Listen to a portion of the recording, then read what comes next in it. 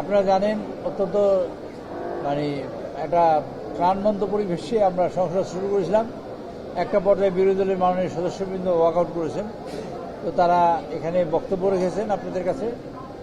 তো তারা যা বক্তব্য রেখেছেন, পার্লামেন্টেও কথা বলেছেন, তা আপনারা শুনেছেন। তো আমরা সব মিলিয়ে যা দেখেছি তাতে আমরা কিছুটা হতাশ হয়েছি।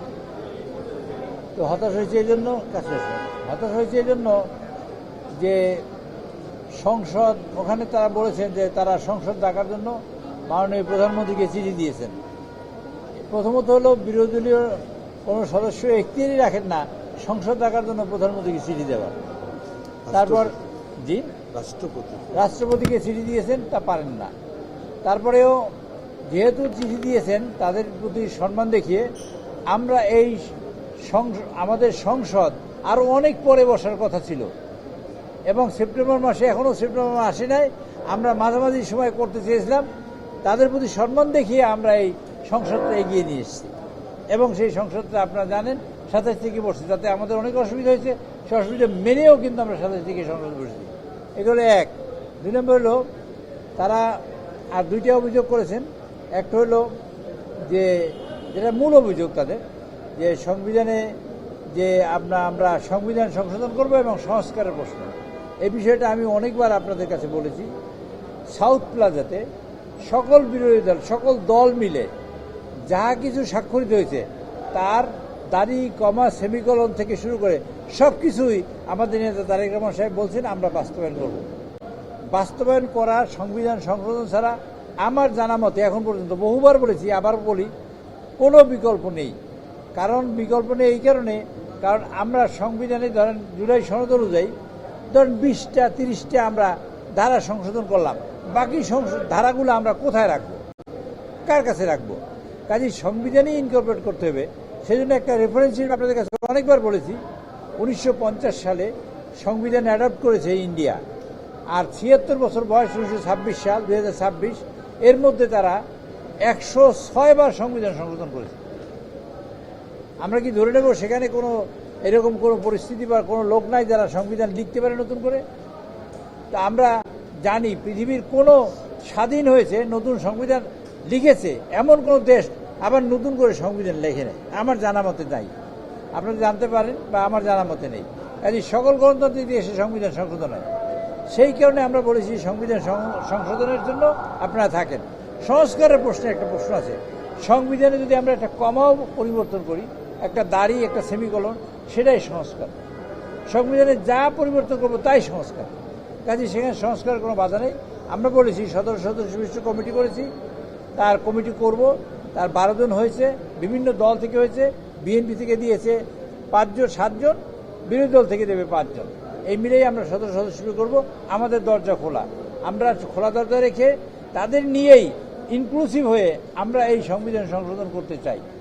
আমরা ব্যত্যয় অথবা কোনো মানে অপচেষ্টা বা অপতৎপরতা কোনো কিছু হয়েছে এটা আমি মনে করি না। যেটা আমরা পাশ করেছি সেটা আমরা বাস্তবায়ন করতে চাই। সংবিধান সংস্কারের মাধ্যমে, সংবিধান সংশোধনের মাধ্যমে সকল সংস্কার আমরা এখানে বাস্তবায়ন করতে চাই। তারপর আমরা বলেছি যদি আপনাদের আরও কোনো বক্তব্য থাকে আসুন আমরা এখানে বসি এবং এখানে আমরা আলোচনা করে এটা সমাধানের পথ বের করি। কিন্তু তারপরেও তারা বাইরে এক ধরনের কথা বলে, আমরা সে কথা বলি না। আপনাদের একটা কথা বলতে খুবই পার্টিনেন্ট বলে বলতে হচ্ছে, বিরোধী দলের যারা মাননীয় সদস্যবৃন্দ আছেন তাদের মধ্যে একজন সদস্য মাননীয় শাহজাহান চৌধুরী সাহেব, তিনি একাধিকবার সংসদ সদস্য নির্বাচিত হয়েছেন, বাকিরা প্রথমবারের মতো সংসদ সদস্য হয়েছে। কাজে প্রথমবারের মতো সংসদ সদস্য হলে অনেক সমস্যা থাকে, বা আমি নিজেও যখন প্রথমবার হয়েছি আমি নিজেও বুঝতে পারি না, অনেকেই আমরা বুঝতে পারি না। কাজে বুঝতে পারাটা একটা সময় লাগে। আমি বিশ্বাস করি তারা সেই সময়ের মধ্যেই নিশ্চয়ই বুঝবেন এবং তারা সেখানে নাম দিবেন এবং আমরা সংবিধান সবাই মিলে ঐক্যবদ্ধভাবে সংবিধান সংশোধন করব। দেশটা আমাদের এবং আমরা জুলাই অভ্যুত্থান করে আজকের অনেক রক্ত ঝরিয়ে এবং জেল জুলুম খেটে এবং আমার বিরোধী দলের বন্ধুরা অনেকে ফাঁসির কাষ্টে লটকে তারপর আমরা এই দেশ পেয়েছি এবং গণতন্ত্র পেয়েছি। আমরা এই গণতন্ত্রকে নষ্ট হতে দিতে পারি না এবং কোনোভাবেই দেব না। আমরা ইনক্লুসিভ এবং আমরা যারা আছি, আমি গভর্নমেন্টে যদি না থাকি, বিএনপি যদি গভর্নমেন্টে না থাকে, তারেক রহমান সাহেব যদি গভর্নমেন্টে না থাকে, আবার যিনি আসবেন মানুষ যাকে ম্যান্ডেট দেবে তিনি গভর্নমেন্টে বসবেন।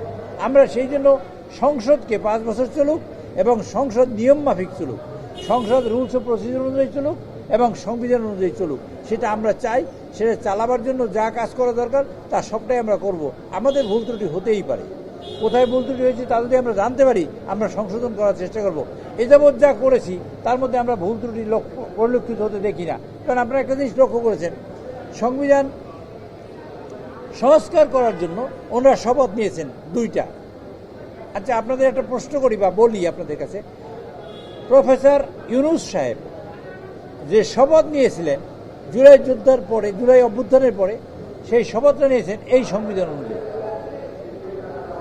তারপর ইলেকশনের ডেট নির্ধারণ করেছেন এই সংবিধান অনুযায়ী। ইলেকশন কমিশন হয়েছে এই সংবিধান অনুযায়ী। ইলেকশন হয়েছে এই সংবিধান অনুযায়ী। স্থান নির্ধারণ, ডেলিমিটেশন যাকে বলে, এলাকা নির্ধারণ হয়েছে এই সংবিধান অনুযায়ী। আমরা শপথ নিয়েছি এই সংবিধান অনুযায়ী। আমরা সংসদ রেখেছেন মাননীয় রাষ্ট্রপতি এই সংবিধান অনুযায়ী। আমরা সংসদে বসছি এই সংবিধান অনুযায়ী। বিরোধী দলের সদস্যরা রাষ্ট্রপতি নির্বাচন ভাষণের পরে আলোচনা করেছেন এই সংবিধান অনুযায়ী। এবং এই সংবিধান অনুযায়ী আমরা 2টা সংসদ অলরেডি পার করেছি, অধিবেশন অলরেডি পার করেছি। এই সংবিধান অনুযায়ী ওনারা সংস্কারের শপথ নিয়েছেন। আবার দেখেন 14 জন যে মাননীয় মহিলা দলের সদস্য হয়েছেন, মহিলা সদস্য হয়েছেন বা সংরক্ষিত আইনের সদস্য হয়েছেন, তারা কিন্তু আবার 2টা শপথ নেন না, তারা একটা শপথ নিয়েছেন। আর এই বিষয়টা ওনারা বুঝছেন। এখন বুঝার পরে আমি মনে করি যে হয়তো তাদের আরও বুঝতে হবে বা আরও বুঝে তারা আমাদের কাছে আসবেন, একত্রিত হব এবং একত্রিত হয়ে আমরা সংবিধান সংশোধন করব ইনশাআল্লাহ। এবং এই সংবিধান সংশোধন করেই আমরা এই সংসদকে কার্যকর করব, গণতন্ত্রকে প্রাতিষ্ঠানিক রূপ দেব এবং বিরোধী দলের নেতা যে কথা বলেছেন, সংসদ নেতা যে কথা বলেছেন, আমরা সংসদকে কার্যকর করতে চাই, প্রাণবন্ধ করতে চাই এবং গণতন্ত্রকে প্রাতিষ্ঠানিক রূপ দিতে চাই এবং ইনশাআল্লাহ আমরা সেটা চাই। এবং এই সংসদেই আমরা তাদেরকে আহ্বান জানাচ্ছি, তারা এসে আমাদের যেভাবে কাজ করছি অথবা ওনারা যেভাবে বলে সব মিলিয়ে আলোচনার ভিত্তিতে আমরা এই সমস্যার সমাধান করতে চাই।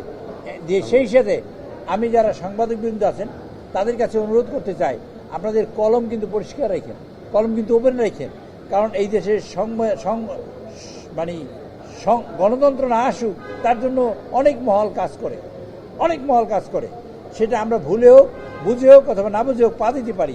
যাতে আমরা পা না দেই সে ব্যাপারে আপনারা সজাগ থাকবেন, আপনারা দৃষ্টি দেবেন, আপনাদের সহযোগিতা আমরা প্রত্যাশা করি। আপনাদের সকলকে অসংখ্য ধন্যবাদ। আবার বলেন।